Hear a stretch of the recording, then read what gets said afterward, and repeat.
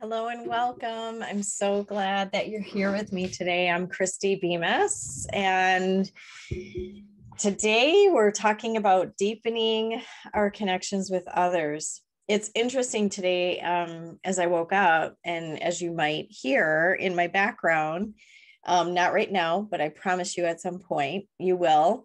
I have a neighbor. I live in a townhouse place, and this is my in-home studio, and they're having some construction done. And there is not much I can do about that.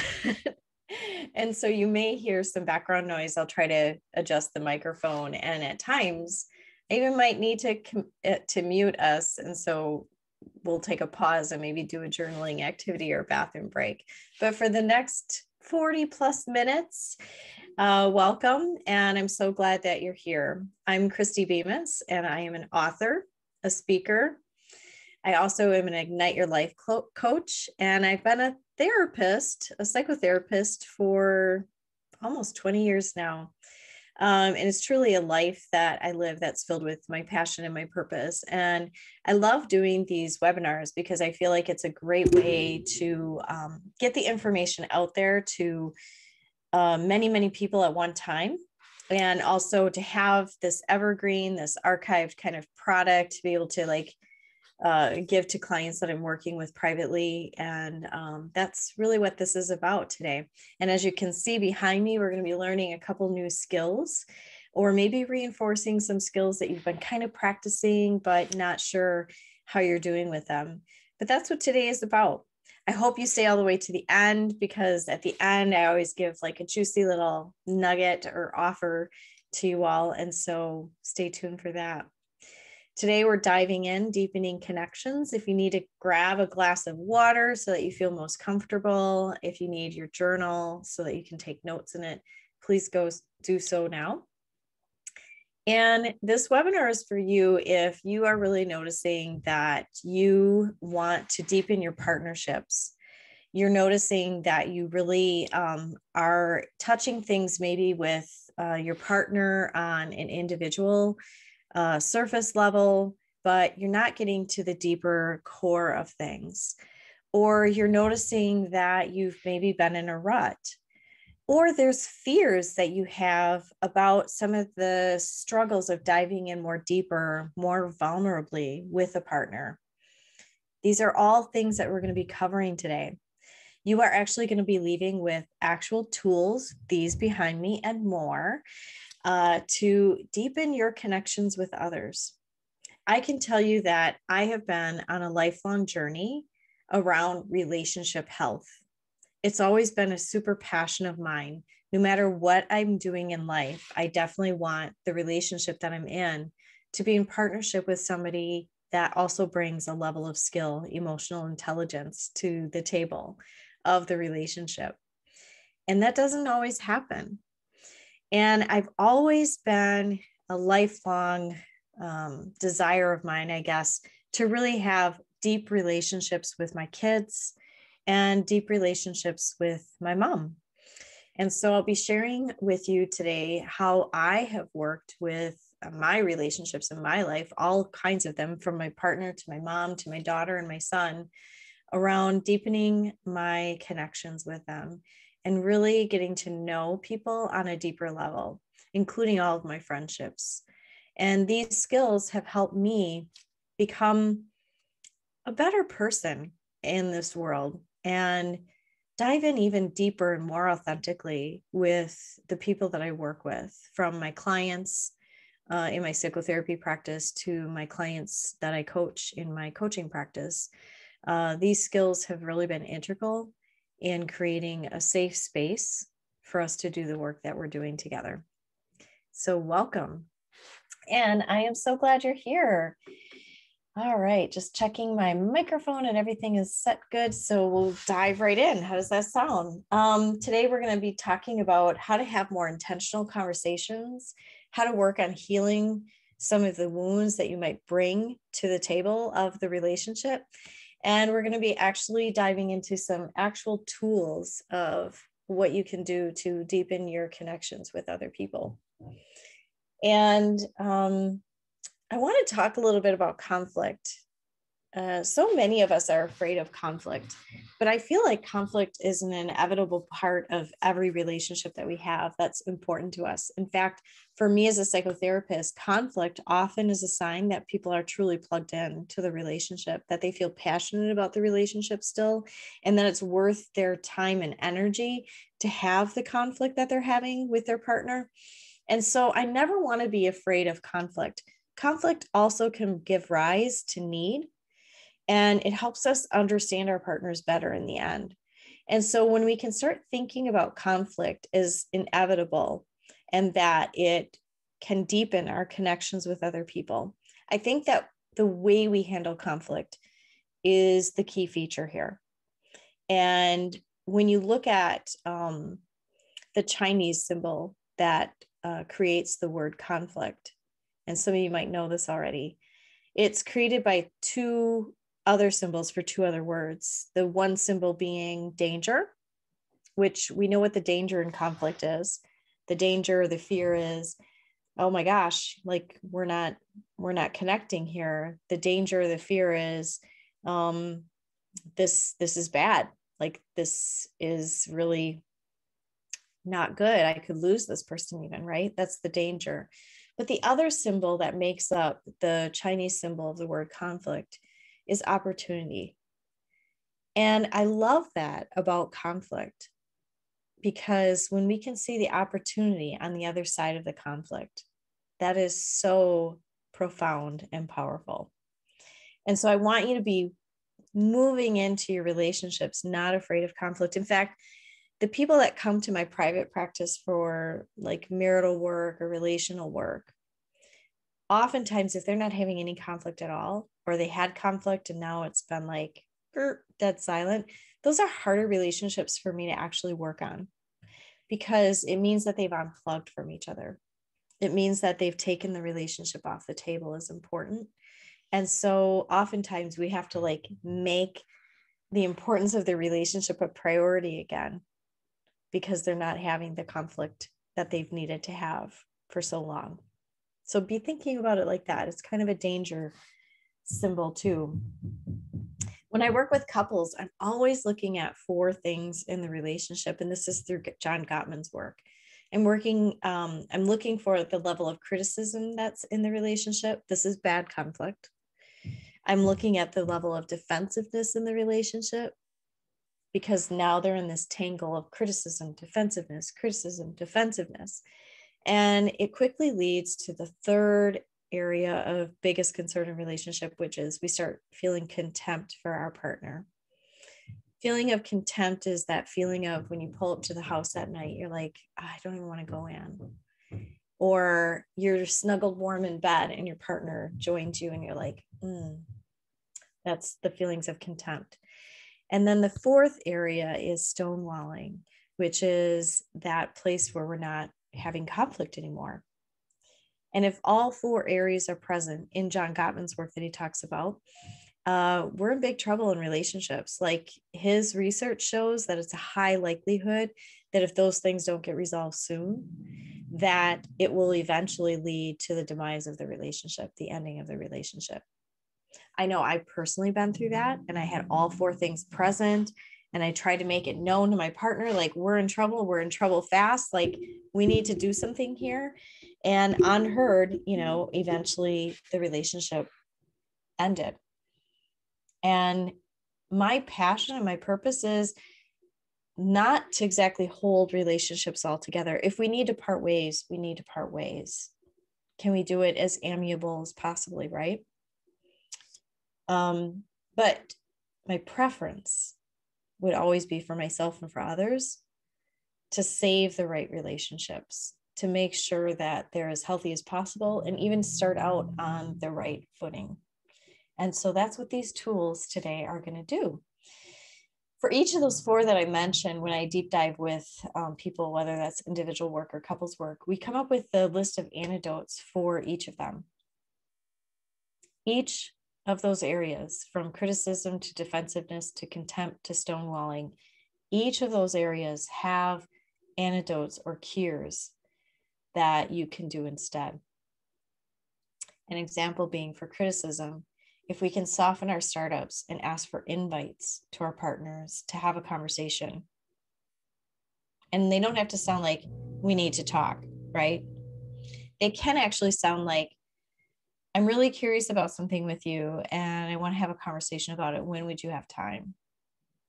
And it's important to have invites versus like jumping in and striking our partner unaware that there's an issue, right?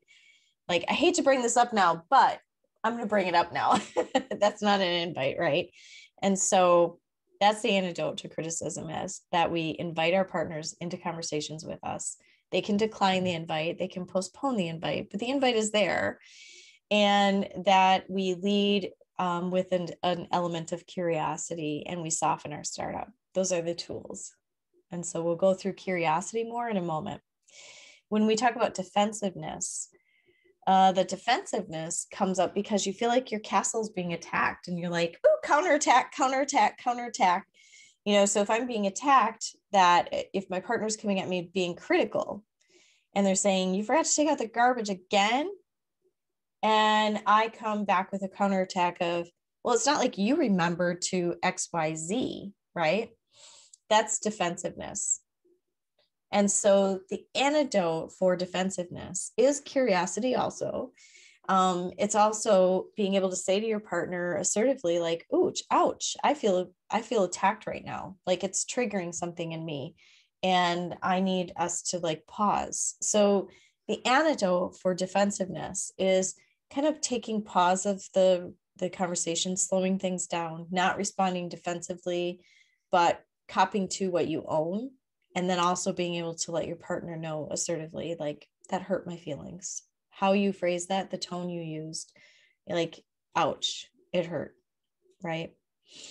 And the antidote for contempt is something John Gottman talks about as love maps, which curiosity also covers. That's why we're going to be covering this tool so importantly today, because love maps allows us to see our partner and their inner child. It allows us to see our partner as having wounds that they come to the table of the relationship with. It allows us to see our partner as the person that they are when they're excited, when they're dreaming, when they're having big feelings. And so love mapping is super important in relationships. And the stonewalling is being able to monitor your own nervous system, knowing when you're at capacity, knowing when your heart rate has reached a certain level, and being able to say, I need to stop the conversation, not end it. I need to pause, not end it. And I'd like to come back in 30 minutes. So it's taking a time out, an adult time out, where then you go on a walk, or maybe you do some journaling, or maybe you move your body, or you do light housework. And the self-talk to come back creates better intentions when you're coming back. So I hope you're taking notes on this. Criticism, defensiveness, contempt, stonewalling. We're not going to cover them completely, but I want to frame the conversation around these are important. And the tools that we're going to be learning is more important. These are, I was just in a coaching session with a woman this morning, and she's like, what do I need to like know to parent my kids to have these conversations? And I was like, this right here. Like, these are the cornerstone to every conversation, whether that's going to be with our partner, or that's going to be with our kids, or it's going to be with our moms, whatever it is. These are the cornerstone to all really great, productive conversations. Whether that conversation starts as an argument or a conflict, which often conversations do, they alert us to a problem, right? Or that conversation starts in another way. So let's dive in.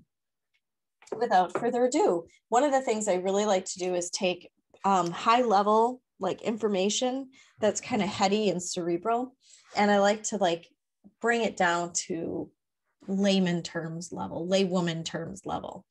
And so I'm hoping that you're getting that piece of things. Like, these are not my ideas. There's content that's out there, but it's often given to us at such heavy levels And so I'm hoping that I'm bringing this to you in a way that's like, dun, dun, dun, dun, dun. I get that. That makes sense. So the first cornerstone of every deepened connection and conversation is curiosity. You're going to hear me bring this up all the time. And in fact, in my wisdom cards, grab those. Shameless plug, my wisdom cards for women. I have one card in this 50 card deck. That's curiosity. That's how much I believe in curiosity. We as human beings are not curious enough. We have like all of these, let me put that back, all of these assumptions that we make, all of these like stories we create in our head that we gather, all of these narratives that are going on, the self-talk that's perpetuating the story that we're playing in our heads. And unfortunately, what we're not then is curious. And curious is allowing things in our relationship to become unknown. It's not being the smartest person in the room in our relationship with our kids or our partner or our parents. And it is exciting. Curiosity is exciting, that you're excited about the person, you're excited about knowing the person, and curiosity is interesting. It's one of the biggest things that are attraction feelings in the beginning parts of relationships. And it's also one of the first things, unfortunately, that goes in long-term relationships, because there is comfort in knowing how my partner likes his steak cooked, for example. There's comfort in knowing that when he shows up for Thanksgiving in a few days, there's comfort in knowing that if I get this certain tiramisu from a certain market, that he's going to just be like feeling so loved. There's comfort in knowing our love language, and there's comfort in knowing our erotic blueprints about our partner. But that doesn't mean that we can't still remain curious. I remember listening to a podcast, and I'm sorry I can't reference the right person because it was so long ago. And what was ding, ding, ding, ding, ding, new information for me as a person, as a partner to somebody, was that we need to enter the relationship with our partner as if they're a new neighborhood we're exploring. That there's streets and alleyways that are like interesting to us, and it keeps the partnership alive. And Esther Perel talks about it as like a cornerstone for intimacy and a cornerstone emotion to like be curious for desire. Because when we can be curious about our partner, it creates that excitement. It creates the juiciness. It creates the interest, and we remain plugged in. So we can have certain comforts of, I know exactly how you like your steak cooked. In fact, if you have to get up to go to the bathroom, I probably can order everything for you right now. There's a comfort in finding your person in the world. And in order to keep desire alive, in order to keep pleasure alive, and in order to have good conflict in a relationship and partnership, we have to lead with curiosity. The opposite of curiosity would be assumptions, speculation. I hate speculation. Don't get me on a tangent about speculative journalism. You'll hear all I have to say about that. We predict what our partner is going to think, do, say, or feel. So here are the elements. Take notes. It puts our relationship in a box when we do that. In a box of limits. Here's how far we can take this intimacy. Here's how far we can take this relationship. And I want us to get out of that box, because the sky is the limit for pleasure, for enjoyment, for joy in our partnerships when we can lead with curiosity. We have to be curious about a couple of things: what they're saying, what they're thinking, what they're feeling, what they're needing. Blow your mind on that one, right? Getting curious about what your partner needs versus just like assuming.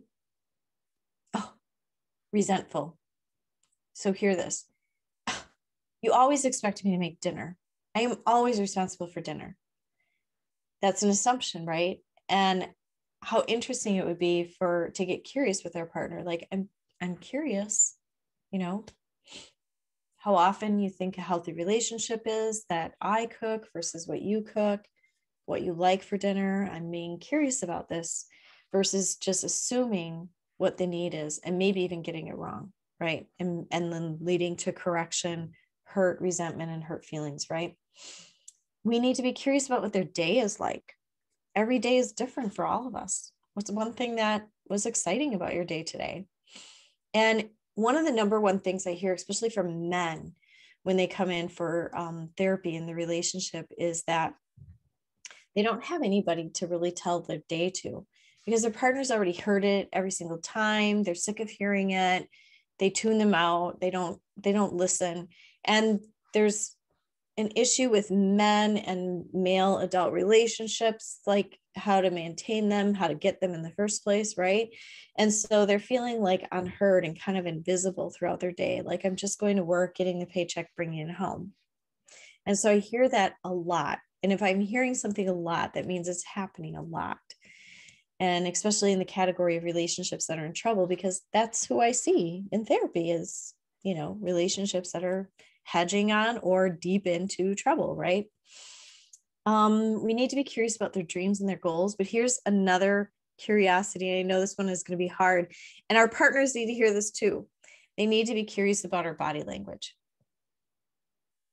And that doesn't always happen. Think of the last time your partner rolled his eyes at you, or you rolled your eyes at him or her. And did that trigger something? Did it set something off, right? If I can get curious about my partner's body language, like I noticed when I said that you really stiffened up, what's happening in your body right now is something I regularly ask my partner. I noticed that you're stiffening up and I'm wondering if you're feeling triggered. That's what curiosity sounds like. So the last coaching session I just had, the woman was like, what does curious, like, how does that play out in a relationship? So I want to frame everything I'm talking about in real life time. This is what it looks like. When my partner's body stiffens up, I say to him, "Oh, something just happened there. I'm curious about what just happened there." And remember, I'm visiting this new neighborhood. The old me would have shown up and been like, "Oh, you stiffened your body up, so you're pissed off now, right? Now, oh, okay, I see. I made you mad." And the partner still could come back at me with my curiosity statement of, "Oh, I noticed that you stiffened up. Something just got triggered. Tell me how you're feeling in your body right now." And he could still come back at me and say, "I'm really angry that you said that." But he is an adult person voicing his adult concerns versus me creating that story and that narrative and then going down the rabbit hole with it. There's a huge difference in our partners feeling heard and in us feeling heard when our partners lead with curiosity and when we lead with curiosity. It's going to raise the odds of having a much better conversation with our partner. When we assume intent, emotion, or their inner dialogue, we are dead in the water in the conversation. So if you want to rejuvenate your conversations with your partner, just take this one tool home today and practice it. Get really, really curious, genuinely curious, not sarcastically curious, but genuinely curious with the people in our lives. So I'm going to give you a couple of examples over the last maybe month or so in my life. My mom was visiting, and moms and daughters have that tangle. You know what I'm talking about? Where we just like, "Oh, I know exactly what you're thinking. I know exactly what you're doing." But I've been really trying to lead with curiosity with her. And what's interesting is I'm 51 years old. My mom and I have a pretty close relationship. I feel like I know a lot about her, probably even too much, right? But by leading with curiosity, I've heard stories regurgitated again, but I've learned a new level of them. I've learned a new deeper intimacy about who she is as a woman. And so it's been really interesting to get curious with my mom so that she can even tell me more about that. "Oh, I do remember that story about that man that you dated. What was that like for you to date him?" versus the old me showing up in the relationship would have been more concerned about, oh yeah, that guy that you dated, I didn't like him, and shutting down the conversation and assuming, something about it, or making it about me, right? So it's been really interesting listening to my mom and these stories that I've heard all my life. And now they're kind of fresh, and I'm learning who she is as a woman, which in her 70s, like, that's super fascinating to me, that I can learn about my mom as a woman and not make it about me as the kid that maybe wasn't getting her needs met, right? Like, I can go take care of that over here, and we can still have a relationship here. And in my partnership with my partner, he's going through a really big struggle over the last week or so. And just being present, I keep hearing time and time again from him of thank you. Thank you for just holding space for me. Thank you for letting me work through this. Thank you for letting me work this out.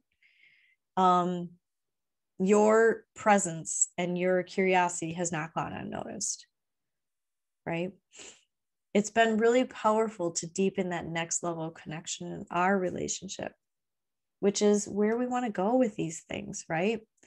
And getting curious with, my own kids. My daughter called me last week or two ago and was really upset about something. And some of what she was upset about was legit towards me. I did that. Yes, I admit. And so it's really hard when somebody's upset with us to lead with curiosity, because we want to defend up right away. We want to armor up, I call it, where we just are like, nope, I'm not going to take it in, right? And we get really defensive or closed off. But I really allowed this curiosity, and I kept even telling myself, be curious, validate, empathize, really listen here. This is an opportunity for us to grow in our relationship. So when you're first learning these, don't be so hard on yourself, because it's like learning a whole new language. When you're first learning that, because we're not taught this, we have old patterns of communication, the criticism, the defensiveness, the contempt, the stonewalling. And this is like a new language. And so keep it in front of you. I even keep Post-it notes around before I get on a conversation with my partner, on the phone, or if we're in person. Sometimes I even write it down. This is what I want in this conversation. These are intentional conversations that are going to raise the odds of you improving and deepening your intimacy and connection with another person. That's why we're doing this. That's why I'm doing this webinar. And that's what I coach people when they sign up to coach with me. We practice these, we reinforce them. They're not easy to learn because it's a whole new way, right? So validation, the opposite of validation would be entering into the conversation being right or knowing it all, persuading. And what validation really is it's understanding, write this down. Validation is understanding that a person is having a particular feeling and that it's okay for them to have the feeling that they're having. We don't get to dictate that for them, even if their feeling makes us feel uncomfortable. Validation is not agreeing. Now, it's not that we're going to lead and go, well, I don't really agree with that, but it sounds like you're angry. No. What validation is I understand that you're really angry. I understand that you're really angry at me. Mm-hmm. Yeah, I might even be angry at me if I was in your shoes. So validation is validating that a person has the right to all of their feelings. The other 2 weeks ago, I was traveling with my partner in Atlanta, and he said something that was really crappy. And I kind of shot out of bed and I was pissed, and I walked away. And he immediately responded with shooting himself out of bed and then creating this whole story around it. This is the opposite of validating. When I shot out of bed and I was upset with what he said, the whole argument that then followed for us, which lasted a really long time, unnecessarily long, because we were not using our skills. I know it happens. The whole argument, if you would have just, at the moment I shot out of bed, if you would have just said to me, what I just said there made you really angry, every part of me would have melted and stopped armoring up at that moment. I can see the turning point in the conversation. Now, great if I was an adult woman and I was able to express my anger better, and I was able to still lay in bed and like look at him lovingly and say, what you just said really upset me. Awesome. I'm trying to get there. And if I would have been validated, it would have been such a better turnaround of that conversation. So that's what I'm talking about. Validation is super powerful because it's staying in connection with the person and not necessarily having to like agree with them. Like, yeah, you're mad at him. I would be mad. Oh, you should be mad at him. Yep, for sure. Yeah. Don't have any other feeling. And I think we don't validate people because one, we're fearful, or two, we have a story around what they should do instead or what they should be feeling, or we're judgy. Like, we're judgy as human beings, right? And so when that judgment comes out, we no longer are validating somebody for having very real feelings. So that's the second one that I'm covering. The next one, we'll jump over to empathy. Empathy is huge. And if you are a follower of Brene Brown's work at all, you hear this stuff all the time. I encourage you to watch her YouTube video, which has like a gazillion views on it regarding empathy versus sympathy. It has like an animated cartoon goat and bear, I think. And it's just really describes the two beautifully. But empathy is the opposite of apathy. And what it takes is for our nervous system to be able to take in the feelings of another person, and our mirror neurons to be like, ooh, I stubbed my toe in front of you. You would immediately wince and you'd be like, oof, that must have hurt. Those are mirror neurons because we know what that feels like when it happens to us. And it's allowing our mirror neurons to fire and have empathy, but not enter into like survival mode with that person. So we don't have to enter into fight, flight, freeze, collapse, dissociate, appease all of those nervous system responses to intense stimuli. But it allows us to hold space for somebody. And we don't have to tell them it's going to be okay, because sometimes it's not, tragedy happens. We don't have to fix it or cure it for them. We just have to be like in there with them like that. I feel that for you. I totally understand that you're upset with your boss at work. I would be upset too if he said that to me, right? So empathy is a super important skill. It takes a while to develop, and it's really valuable for all of our communication and deepening our connections with other people, right? And the last one is deep listening. Deep listening is different than just hearing somebody. So I want to really emphasize that. I can hear you. And the example I always have liked to use is when I was a kid, my mom was great, like listener, but she was always multitasking. A lot of times I remember having really great conversations with her when she was like making pies. She's a great pie maker.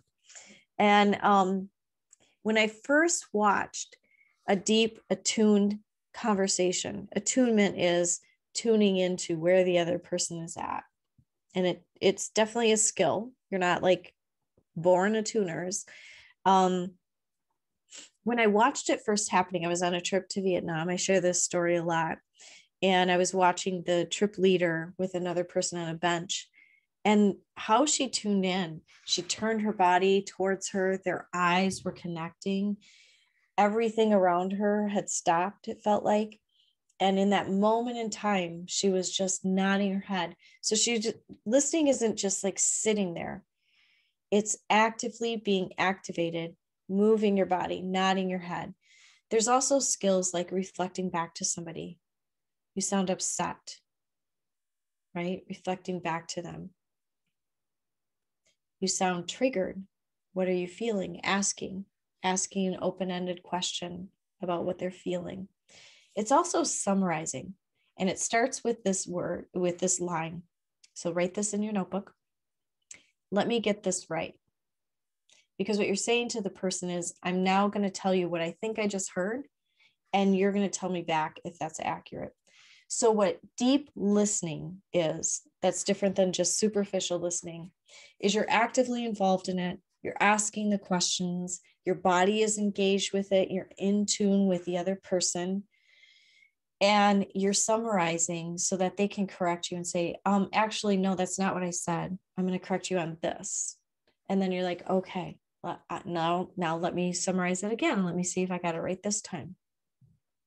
Okay. So it takes some skill. I want to cover a 4-step process with you today that after today, I want you to take home and like practice. It takes practice to do. I write it down. It's now embedded in my brain and I use it all the time. It's taken from nonviolent crisis communication work, which I learned back in 2010 and has been invaluable in my life in all kinds of settings. It's a 4-step process that I work with couples through and with individuals when I'm working with them on how to communicate better. And once you get the 4 steps down, once you get those 4 steps embedded, you can put your own twist and flavor on it about how you talk best with people. But practicing it exactly how I have it laid out is key to getting it. It's a new language, remember? Okay, so I love this little flip chart. Yes. Here it is. It's just 4 steps. Looks super simple. It is, and it's not.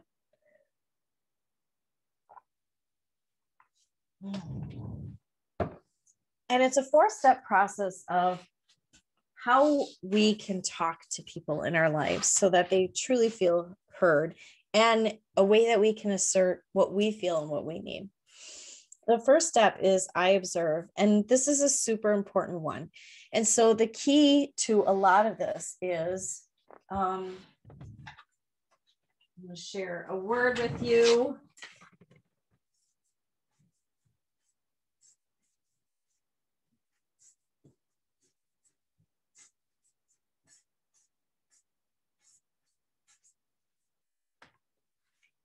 Vulnerability. A lot of times we don't really lead too much with vulnerability there. How's that? Vulnerability. I use the term armored up a lot. And that's really what I'm talking about is we don't lead with vulnerability. We armor up and get defensive immediately in order to protect ourselves. This is not helping you deepen your connections with other people. This is actually the antithesis of that. It is keeping you from what you want. And so when I can be vulnerable about how I feel and what I need, that's the key to these 4 steps. Vulnerability is not armored up. Vulnerability is sharing your deep, personal, sometimes even inner child wounds with somebody and saying, the feeling I'm having reminds me similarly growing up with my dad. And when he would do that, this is the reaction that I would have. And so it's being able to share a story and trust that person will keep your story and not use it as a weapon against you. And if they do, guess what? Might not be the right relationship, or they really need to work and correct that, because that's not okay. Like, that's not okay that I trusted you with my vulnerability and you've like taken advantage of that. In fact, it should only happen once or twice in a relationship, right? Before we correct it. So I observe there's no judgment, there's no labels, there's no assumption gathering. And then we move on to I feel, and then we move on to, and the key with I feel is it's one word. I'm going to write that down.